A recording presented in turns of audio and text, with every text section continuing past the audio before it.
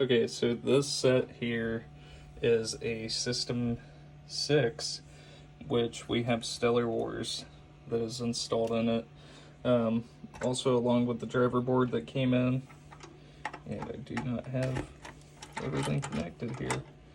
But anyways, so the MPU was not booting. What that ended up being was here at IC20 was pin 18 that had a misconnection, and also the ground here through the via for the battery pack was missing, so we had a floating ground up top. What I did is I went ahead and installed NVRAM. I believe, let's see, IC14, got a new socket because it was original. These others had been swapped out at one point. Excuse me. We swapped out the 40 pin interconnect. For one, we had a bit of alkaline corrosion underneath, as well as the 40 pin interconnect was the shorter pins, which there are a lot of problems that arise from using those whenever you mount the board correctly into the game itself. So I went ahead and put the correct pins onto the board, and also swapped out all the 0.156 headers here as well.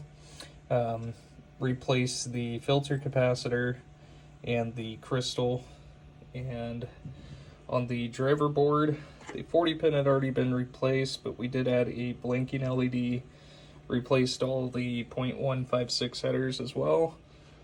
The filter capacitor has been replaced, and I went ahead and swapped out the resistors for 0 ohm jumpers, which is for System 7, just because the other board is a System 7. That way it doesn't matter which board or which game you put it into, either board's going to work the same exact way.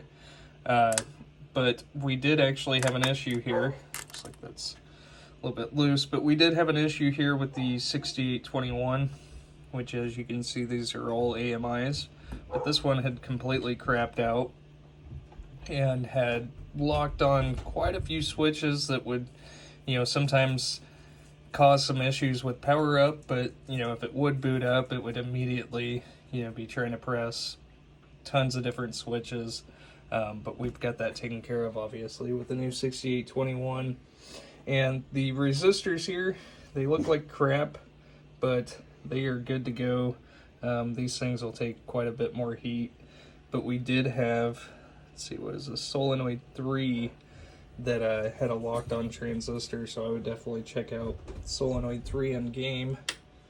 But we'll get this thing powered up, and we've got the high score to date and last game played. And let me plug in power for the lamps here, and so we've got all the lamps working, and a flasher here at 8, and I've already got this set to free play, so the coin lockout's not lit. Got a blinking indicator here. Get this into test, and first test is going to be displays. So as you can see, it's cycling 0 through 9 correctly. And moving into the lamp test, which all the lamps are working, and into the solenoids.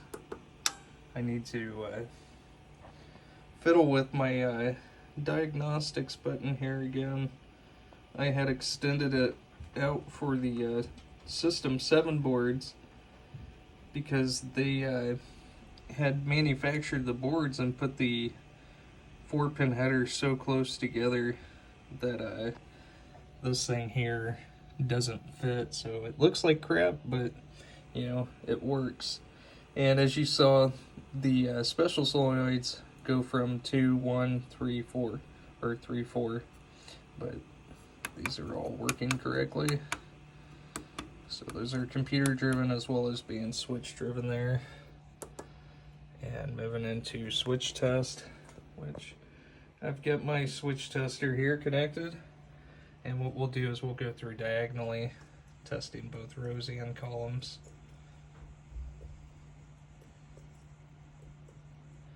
And then the last switch in Stellar Wars is switch 54 there. So as you can see, we are 100% working and good to go. And as I said, it's set to free play, so you don't have to put any credits into